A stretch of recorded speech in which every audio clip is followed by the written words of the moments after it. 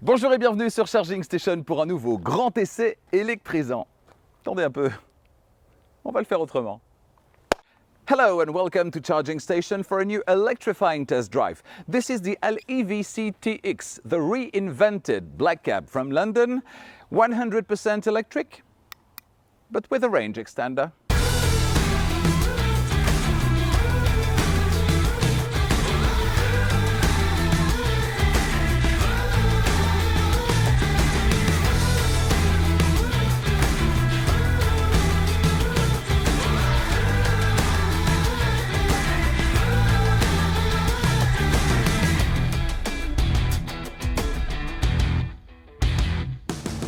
Cet essai vous est proposé par Arval, solution de leasing pour professionnels et particuliers, et Autoscout 24, la plus grande plateforme en ligne de voitures neuves et d'occasion en Europe. Au même titre que Big Ben, les cabines téléphoniques rouges ou encore les bus rouges à 2 étages, les taxis londoniens ou Black Cab sont indissociables du paysage de la capitale anglaise depuis maintenant plusieurs décennies.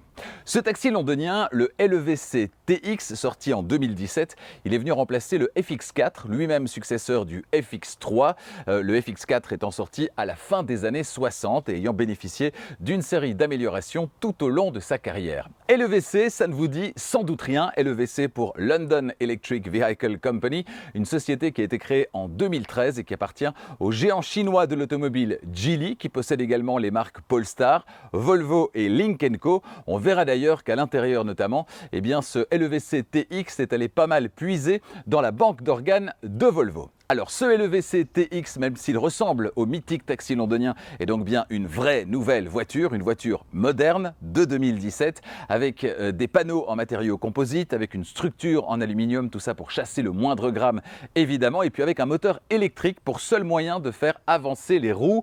Et pourtant, il y a quand même un moteur thermique sous le capot, on verra pourquoi tout à l'heure. Que pensez-vous de ce LEVC TX et puis surtout, des questions que vous vous posez, eh bien, j'y apporte les réponses après une semaine à son volant dans cet essai.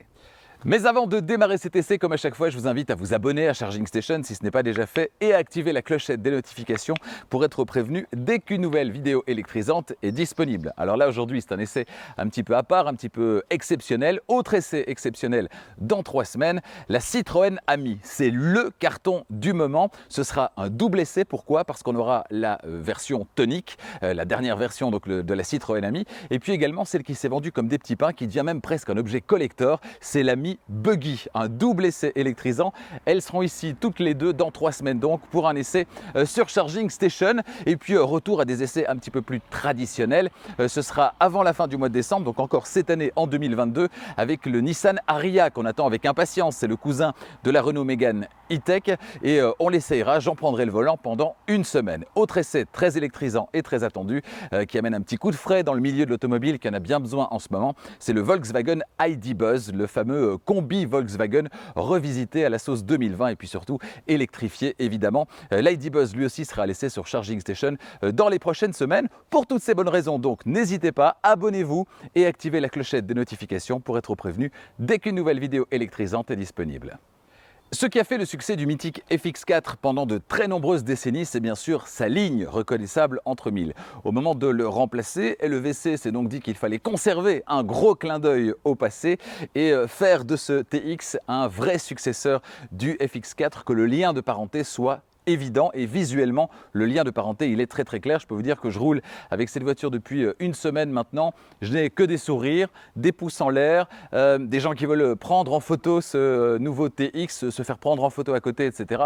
C'est super rigolo et j'ai passé une excellente semaine au volant de cette voiture simplement parce qu'elle donne le sourire, elle vous transporte dans un univers qui est so British. Alors au niveau des détails extérieurs qui ont été conservés et qui sont pour moi absolument craquants, il y a la calandre bien sûr, élément extrêmement reconnaissable sur le FX4, les phares, on a également ces ailes ici et ce capot qui vient bien se poser sur l'avant du véhicule. Sur le côté, on a des côtés qui sont assez droits, c'est assez abrupt ici.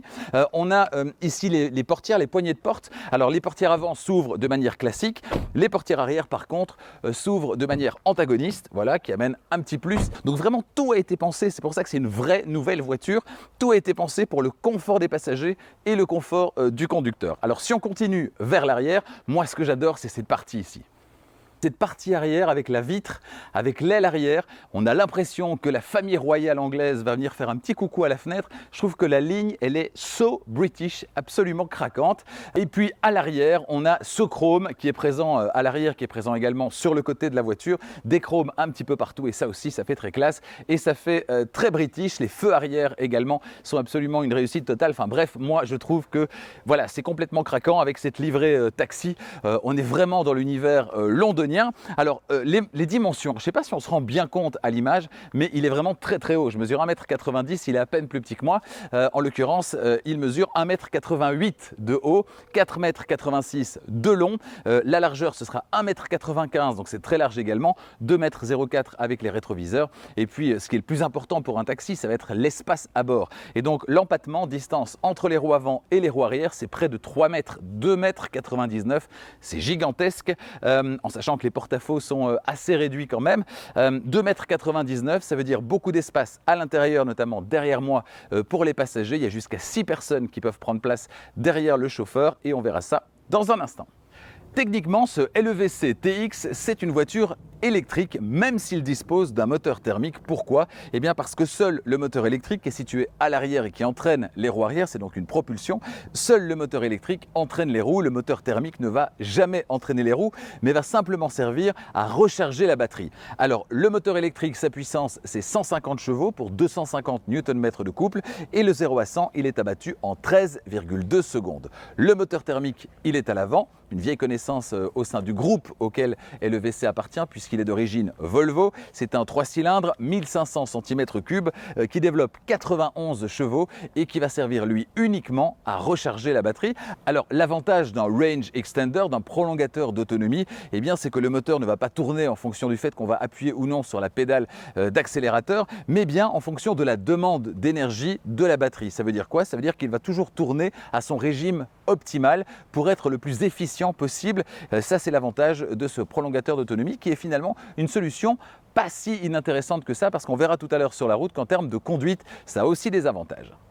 Pour animer son moteur électrique, ce LEVC TX dispose d'une batterie haute tension d'une capacité brute de 31 kWh, ce qui ne fait plus que 24,2 kWh utiles, réellement utilisables. Batterie située ici, à l'avant de la voiture, et qui va permettre en théorie une autonomie sur une seule charge de 103 km, ce qui est largement assez pour une journée de chauffeur de taxi, certainement dans les rues de Londres. Alors qu'en est-il dans la vraie vie? Parce que ça c'est la théorie. Qu'en est-il dans la vraie vie? Est-ce qu'on peut parcourir effectivement une centaine de kilomètres avant que le range extender, le prolongateur d'autonomie ne se mette en marche, le moteur thermique qui se trouve ici? Eh bien la réponse tout à l'heure quand on sera sur la route. Pour la recharge, ça se passe à l'avant, vous le voyez, on va commencer par le côté gauche avec sous la trappe un connecteur de type 2 tout d'abord pour la recharge sur le courant alternatif, celui qui circule dans nos rues et dans nos maisons.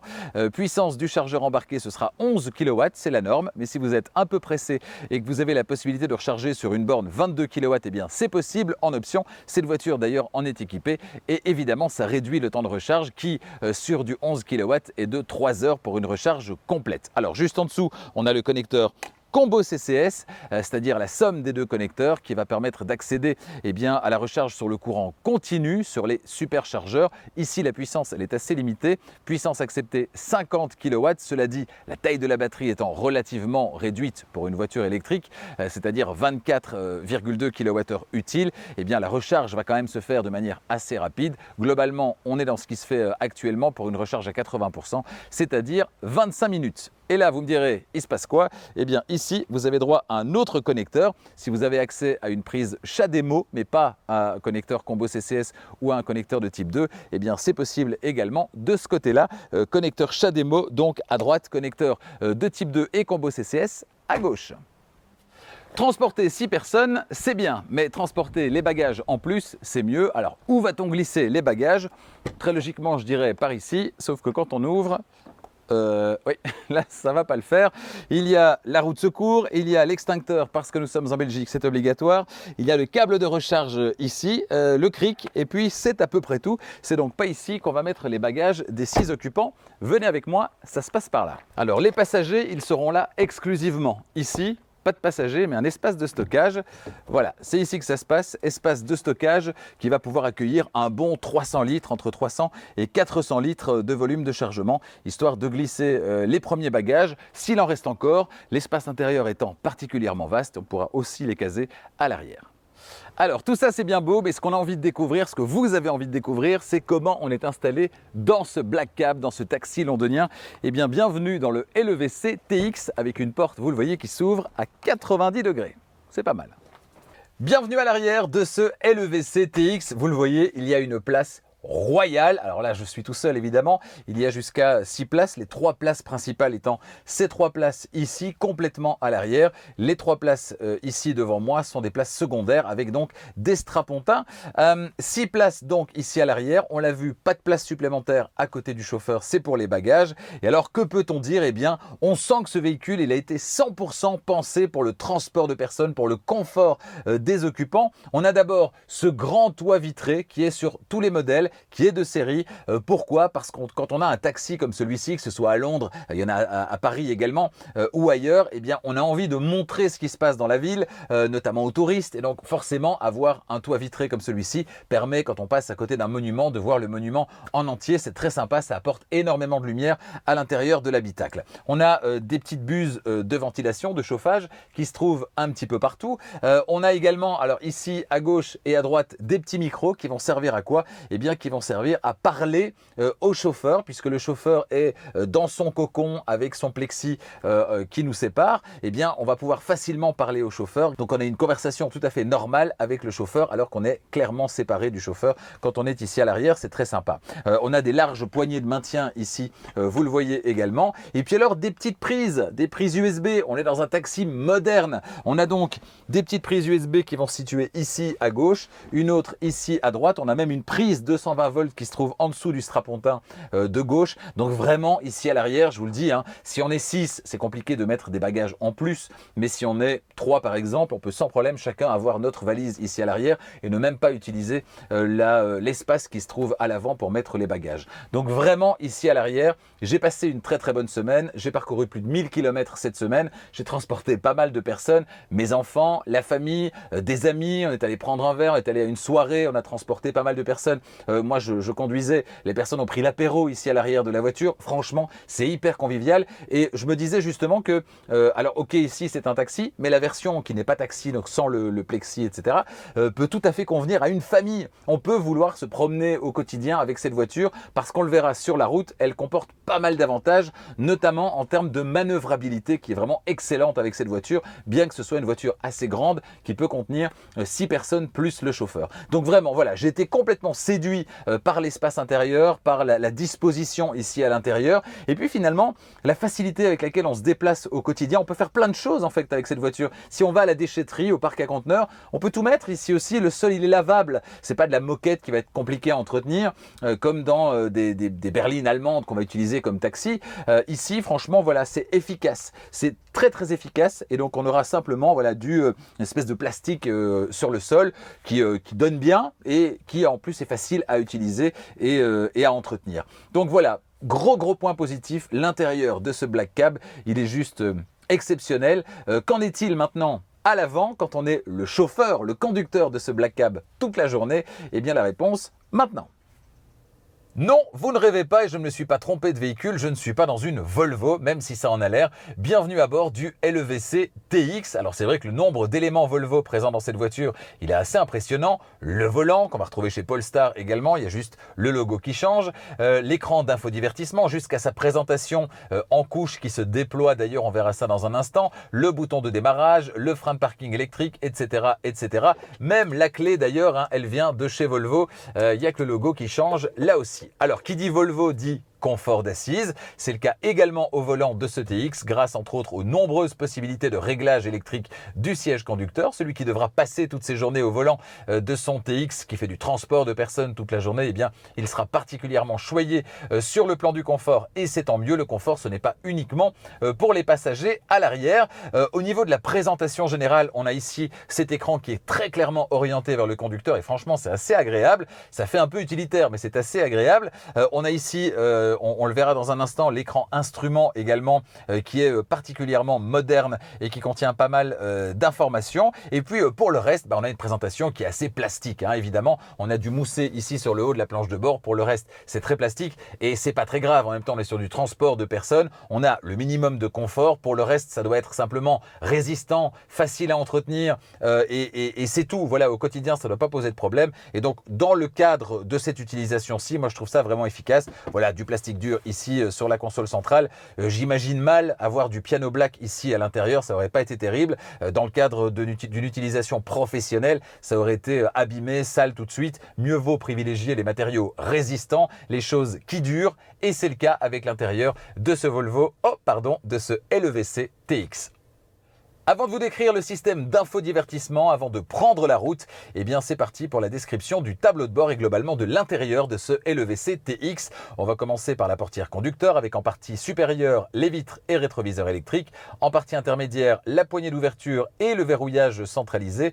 En bas, enfin, on va retrouver un vide-poche. Notez que dans cette voiture, tant que le conducteur n'a pas arrêté complètement le moteur, les portières restent fermées à l'arrière, notamment pour éviter les personnes un petit peu indélicates qui partirait sans payer. Donc il faut, pour déverrouiller, couper complètement le contact de la voiture. À gauche du volant, sur le tableau de bord, on va retrouver le bouton pour parler avec l'espace réservé aux passagers, qui est bien utile puisqu'on retrouve une cloison de séparation derrière le conducteur. Le réglage de l'intensité de l'éclairage du tableau de bord, l'ouverture du petit coffre arrière et l'ouverture de la trappe à carburant qui est située à l'arrière du côté gauche. Une trappe qui peut contenir d'ailleurs 36 litres de manière utile, c'est 38,5 au total, mais 36 litres réellement utilisables et qui portent l'autonomie totale à près de 500 km. Le volant, à gauche, sur le volant, on va retrouver les aides à la conduite et à droite, les commandes audio et la commande vocale.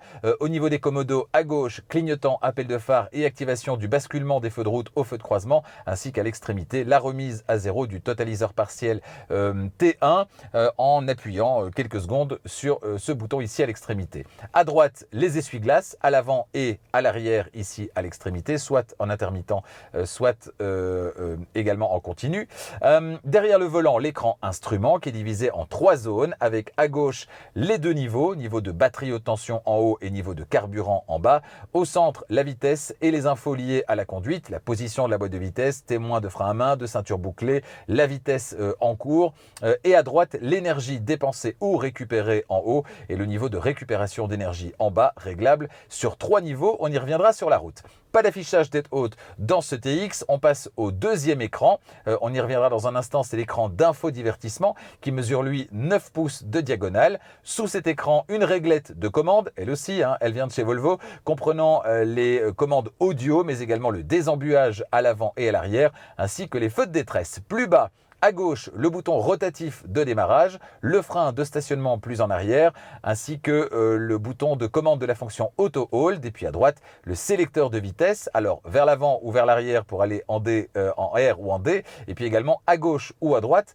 On verra pourquoi sur la route. Plus en arrière, l'incontournable accoudoir central, pas très long mais bien large, qui renferme un espace de rangement qui n'est pas bien grand mais qui comporte des prises, une prise 12 volts et 2 prises USB-A ainsi qu'une entrée auxiliaire. Notez qu'un rail situé à droite de la console centrale est également prévu pour accueillir des équipements additionnels nécessaires au conducteur comme les porte-gobelets par exemple. Vous pourrez disposer des choses comme vous le souhaitez, mais également par exemple un terminal de paiement. Le compteur lui prendra place au-dessus du rétroviseur central dans cet espace ici, le compteur taxi. Alors sur le côté du siège, on va retrouver les commandes de réglage du siège électrique avec pas mal de possibilités de réglage, une belle amplitude, mais pas tout à fait aussi importante que je l'aurais souhaité, je vous en reparlerai sur la route. Pas de boîte à gants pour maximiser l'espace, elle est remplacée par un espace pour ranger les documents de bord ici au-dessus du pare-soleil conducteur. On a un autre espace de rangement qui est verrouillable celui-là et qui se trouve, vous le voyez, sous le siège du conducteur. Voici pour la description complète de l'intérieur de cette voiture. Avant de prendre la route, petit coup d'œil du côté du système d'infodivertissement, d'inspiration, grosse inspiration Volvo. Vous le voyez, ça va du bouton Home ici à la disposition en Strat qu'on va retrouver ici avec tout en haut la navigation, vous le voyez. Ici en dessous, on a le média. en l'occurrence DAB+, pour l'instant. On a droit à FM auxiliaire avec la petite entrée auxiliaire qui est sous la coudoir centrale et le Bluetooth également disponible. On a ici possibilité d'avoir un téléphone connecté et donc en l'occurrence ici c'est pas le cas, mais d'avoir la possibilité eh bien, de manipuler le téléphone qui sera connecté. Et ici les préférences conducteurs avec les moyennes que vous allez calculer sur 1 km, 10 km ou 100 km, possibilité de réinitialiser après chaque trajet ou de réinitialiser manuellement. Voilà, donc on appuie sur le bouton Home et on se retrouve sur l'écran par défaut. Alors qu'est-ce qu'on va retrouver en allant soit à gauche soit à droite? Eh bien ici à gauche des options supplémentaires liées aux fonctions du véhicule, caméra, protection réduite, l'assistant de maintien dans la voie, l'avertisseur de franchissement de ligne, le stationnement ici, les capteurs, les signalisations routières, le verrouillage voiturier, adaptation à de la limite de vitesse et mode de conduite. Les modes de conduite d'ailleurs, on y reviendra dans un instant quand on sera sur la route. En attendant... petite latence, voilà. En attendant, on peut se promener également à droite et on va retrouver quoi? Eh bien, d'autres fonctions également, FM, DAB, les favoris radio, Bluetooth, etc. Les applications qu'on va retrouver ici, les messages, l'état de la voiture, préférences conducteurs, navigation. Vous le voyez ici, pas de Apple CarPlay et Android Auto. Et là, je suis un petit peu surpris. Voilà, donc ces trois écrans ici. On a possibilité de faire descendre ce menu également. Et là, on va se retrouver avec les paramètres en partie supérieure, le manuel et le profil. On appuie sur le bouton Home et en bas, qu'est-ce qu'on a toujours disponible? Vous le voyez, eh bien, c'est les commandes de climatisation. Alors, commande de climatisation pour le conducteur, ici au-dessus, vous le voyez. Commande de climatisation pour l'habitacle arrière également.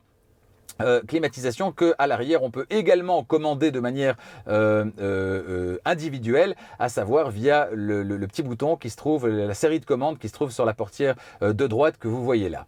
On a la climatisation à l'arrêt également, possibilité de préconditionner avec le chauffage ici du siège conducteur, possibilité d'ajouter une minuterie également si vous repartez tous les jours à la même heure, histoire que la voiture soit pré-climatisée. Voilà, on ferme ce menu. Voilà pour le système d'infodivertissement. Alors globalement, c'est pas mal fait, hein. Globalement, ça fonctionne bien. Il y a juste un petit regret, c'est qu'on n'est pas dans cette voiture aujourd'hui, eh bien, un système qui fonctionne particulièrement bien. C'est celui qu'on va retrouver dans les Polestar 2, dans les Volvo également, à savoir le système Android Automotive. Voilà, on a carrément une autre qualité de navigation dans les menus, avec des choses qui sont beaucoup plus up-to-date, notamment pour la navigation. On a forcément Google, navigation via Google, l'assistant Google.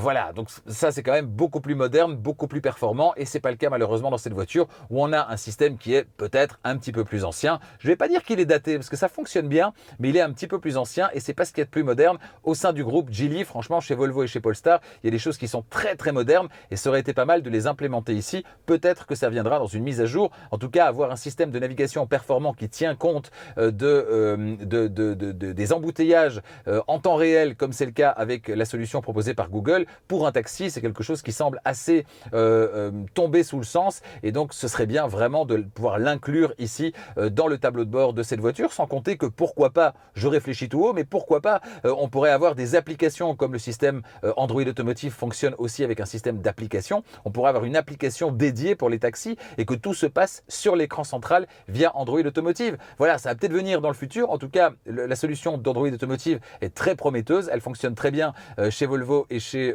Polestar et chez Renault également aussi d'ailleurs. Donc pourquoi pas l'implémenter un jour ici dans ce LEVC TX. Avec un 0 à 100 réalisé en un petit peu plus de 13 secondes, au démarrage, on n'est pas vraiment collé au siège, c'est le moins qu'on puisse dire. Et après tout, c'est bien normal parce que le but, on le rappelle, c'est de transporter de la manière la plus confortable possible jusqu'à 6 passagers, pas se lancer dans des courses. On démarre donc en douceur, la position de conduite est assez haute et donc très rassurante dans la circulation. On voit bien le capot, on parvient à bien mesurer, évaluer les dimensions particulières de ce TX quand on est au volant. Et puis au premier virage, là, c'est la claque en raison du diamètre de braquage de ce TX. On en reparlera tout à l'heure dans la suite.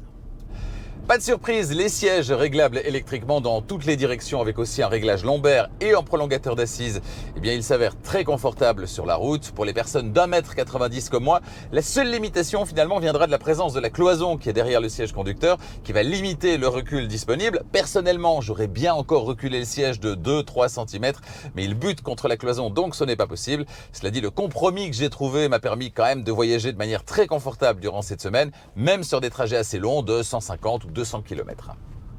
Sur un véhicule hybride rechargeable, c'est inévitable, vous allez toujours à un moment donné ressentir l'arrivée du moteur thermique, plus ou moins selon les modèles.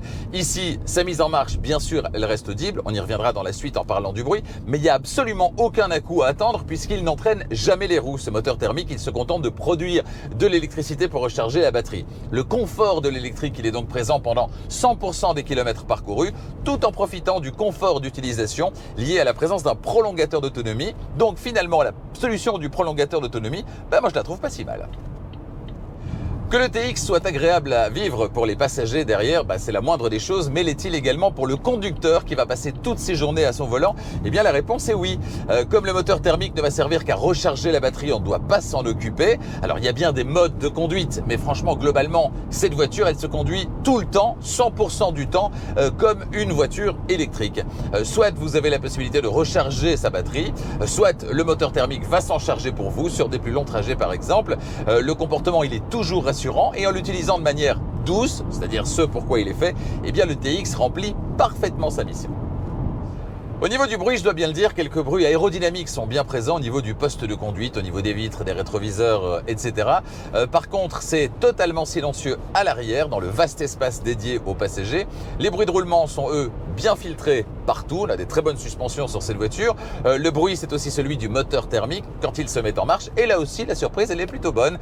Rien à voir ici avec d'autres solutions techniques qui font hurler le moteur thermique lors de fortes sollicitations, comme chez Toyota par exemple. Et ça, c'est très agréable et ça participe énormément au confort global proposé par ce LEV CTX. 3 modes de conduite sont disponibles sur ce LEV CTX, Smart, Save et Pure EV. Le mode Smart, c'est le mode par défaut. Dans ce mode, le TX Shuttle va choisir en permanence la meilleure manière de consommer le moins possible, et donc quand il conviendra ou non d'activer le moteur thermique. Le mode Save, deuxième mode, c'est le mode qui va vous permettre de maintenir la charge de la batterie à un certain niveau pour une utilisation ultérieure. Un parcours urbain en fin de parcours, par exemple, vous avez besoin du 100% électrique. Ce mode va donc davantage immédiatement solliciter le moteur thermique puisque l'électrique sera réservé pour plus tard. Et puis le mode Pure EV, dans ce mode-là, le moteur thermique n'entre pas en action. Vous êtes sur du 100% électrique jusqu'au moment où la batterie sera vide et vous devrez évidemment remettre en marche le mode Smart. Le mode Pure EV, c'est donc pour les endroits où vous ne voulez absolument pas que le moteur thermique se mette en marche, alors qu'au quotidien, très clairement, vous allez utiliser le mode par défaut, c'est-à-dire le mode Smart. 8,45 mètres. Oui, vous avez bien entendu, c'est le diamètre de braquage absolument surréaliste proposé par ce LEV CTX. Rendez-vous compte, c'est 1,65 m plus court qu'une Volkswagen ID3 ou une ID4 qui donne déjà elle-même l'impression de tourner sur place. Avec un véhicule de 4,86 m de long, c'est absolument incroyable. Regardez l'angle de braquage des roues, il est juste hallucinant. Voilà une belle prouesse technique qui augmente grandement la manœuvrabilité de ce TX en milieu urbain, son terrain de jeu de prédilection.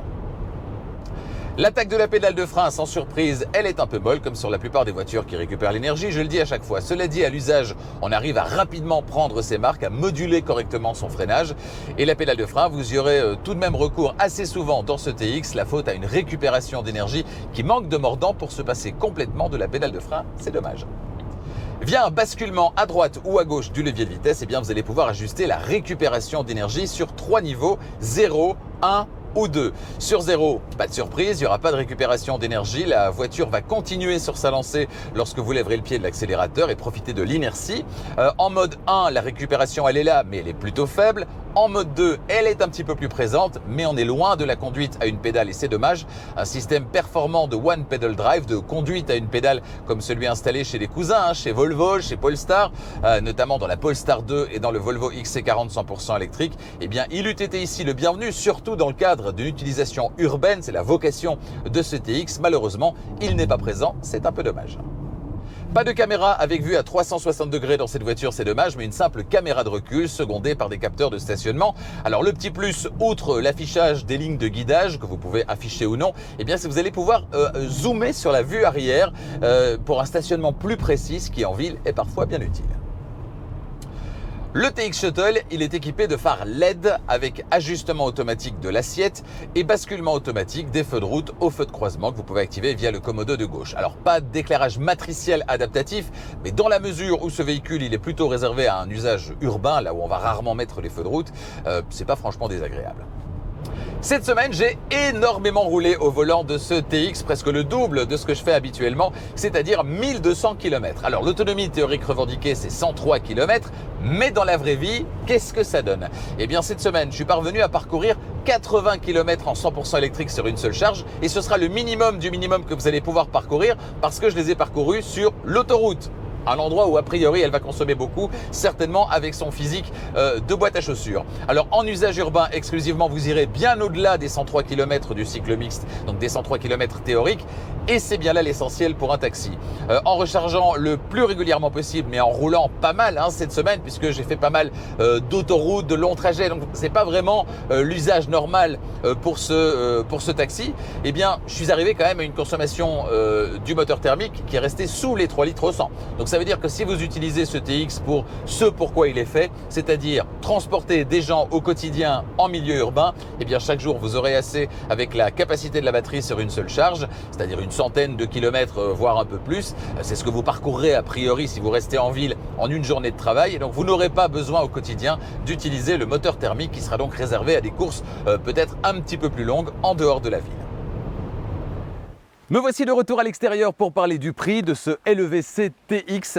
Alors ici, c'est une finition haut de gamme, c'est une finition Vista, mais en Belgique comme en France, les prix démarrent légèrement en dessous de 80 000 euros. Alors 80 000 euros, ça peut sembler être une somme, et c'est une somme assez conséquente, mais il ne faut pas oublier qu'on est ici sur un véhicule qui a plutôt une vocation professionnelle, en tant que chauffeur de taxi, transport de personnes, etc. Et donc c'est un outil de travail, ce sera le principal outil de travail. Et puis il ne faut pas oublier qu'il permet de transporter 6 personnes et leurs bagages, ce qu'une berline allemande ne permet pas forcément de faire. Il va falloir passer à un volume qui est plus conséquent. Je vous conseille, si vous souhaitez plus d'informations, eh bien de vous rendre sur le site internet de LEVC, levc.be en Belgique, levc.fr en France. Justement, dans la voiture, il y avait ceci, à savoir la petite fiche qui concerne le prix. Alors ici, on est bien sur un modèle Vista. Total, 86 259 euros. Voilà, 86 259 euros pour ce modèle qui est franchement bien équipé, et ça démarre légèrement en dessous de 80 000 euros. Je parle de prix toujours TVA comprise, évidemment. Rendez-vous donc sur levc.be ou levc.fr. Toujours concernant le prix, et certainement si vous prenez ce véhicule comme véhicule professionnel, eh bien vous allez être intéressé par les formules proposées par notre partenaire Arval, formules de leasing opérationnel pour les entreprises, pour les indépendants, ou bien si vous êtes intéressé en tant que particulier par ce véhicule, alors peut-être pas la version taxi, mais la version shuttle, eh bien n'hésitez pas, là aussi, ce sera le private lease, le leasing pour les particuliers, la location longue durée pour les particuliers. Alors dans les deux cas, l'avantage il est le même, c'est-à-dire que vous payez du début à la fin la même mensualité, le même montant, ça ne varie pas en cours de contrat, et à la fin du contrat, eh bien, vous remettez les clés et le véhicule, et vous n'avez pas à vous soucier de la valeur résiduelle, de la valeur de revente de ce véhicule, puisque vous le louez, vous ne l'avez pas en possession, et donc vous laissez la société de leasing, Arval en l'occurrence, prendre le risque à votre place, et ça c'est plutôt pas mal.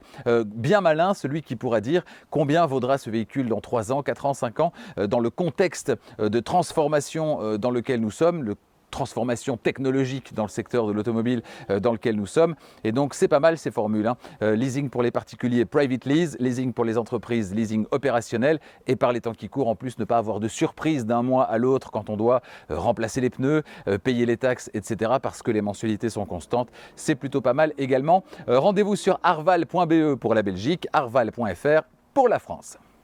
Votre nouvelle voiture, vous la voulez immédiatement. Vous le savez, c'est un peu compliqué en ce moment avec les délais de livraison, c'est rien de le dire. En raison de la crise des semi-conducteurs, certains délais de livraison sont juste hallucinants. Alors si vous êtes pressé, que vous voulez votre voiture tout de suite, rendez-vous sur le site de notre partenaire, c'est Autoscout24. Sur Autoscout24, il y a plus de 90 000 voitures disponibles immédiatement, dont forcément une qui se rapproche de vos critères que vous rentrez sur la page d'accueil. Ils sont d'ailleurs de plus en plus précis pour vous fournir du coup des résultats eux aussi de plus en plus précis. Rendez-vous donc sur autoscout24.be pour la Belgique, autoscout24.fr pour la France. Pourquoi le LEV CTX est-il le roi des taxis? Eh bien tout simplement parce qu'au moment de sa conception, tout a été imaginé autour du confort du conducteur et des passagers. Que ce soit des multiples réglages du siège conducteur à l'espace de stockage à la place du siège passager, de la hauteur et la place disponible dans la partie réservée aux passagers aux prises USB qui sont présentes en nombre dans l'habitacle, tout est fait donc pour que chacun, conducteur compris, voyage dans les meilleures conditions. Et puis cette semaine, tout le monde s'est retourné sur son passage, certains l'ont même pris en photo, la cote d'amour de ce TX qui évoque immédiatement la capitale anglaise, le charme de Londres. Eh bien cette cote d'amour, elle est juste énorme. Alors, tout n'est pas parfait évidemment. Parmi les bémols, on citera le système d'infodivertissement qui est un petit peu basique. Rappelons que cette voiture est née en 2017. Lui offrir le confort du système Android Automotive qu'on retrouve déjà chez Volvo et Polestar, eh bien ce serait un vrai plus. Peut-être une chose qu'on pourrait améliorer dans la suite. Autre bémol, la récupération d'énergie pour un véhicule qui circule essentiellement en ville, un taxi, disposer d'une vraie conduite à une pédale eût été un vrai plus. Malheureusement, ce n'est pas le cas. On a pourtant au sein du groupe, chez Volvo, chez Polestar, une vraie bonne conduite à une pédale, un vrai one pedal drive efficace. Et malheureusement, cette voiture n'en dispose pas. Pour le reste, franchement, c'est quasi un sans faute. A bientôt sur Charging Station pour d'autres essais électrisants. Rendez-vous donc dans 3 semaines sur Charging Station avec un double essai, celui de la Citroën Ami en version tonique et en version buggy, la version la plus exclusive pour ne pas dire collector. D'autres essais très électrisants durant les semaines suivantes, je vous en ai parlé tout à l'heure. L'occasion de vous abonner à Charging Station si ce n'est pas déjà fait et d'activer la clochette des notifications pour être prévenu dès qu'une nouvelle vidéo électrisante est disponible. Si vous avez aimé cet essai, eh bien n'hésitez pas également à mettre un petit pouce et à le partager. Ça fait toujours plaisir, ça aide à faire grandir la chaîne. On se dirige tout doucement vers les 50 000 abonnés et je peux déjà vous dire que je vous réserve à l'occasion du 50 millième abonné, eh bien un très beau cadeau que vous pourrez tous tenter de remporter. On en reparlera dans les prochaines semaines, dans les prochains mois. Merci de votre fidélité et à bientôt.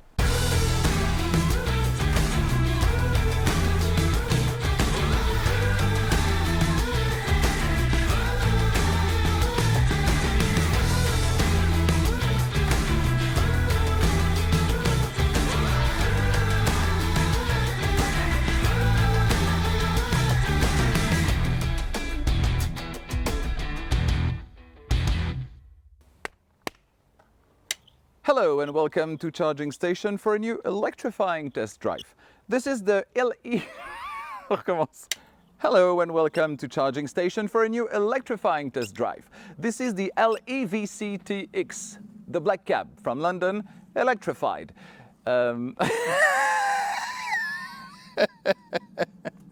Reinvented black cab from London. Voilà, ouais c'est ça, on va faire ça.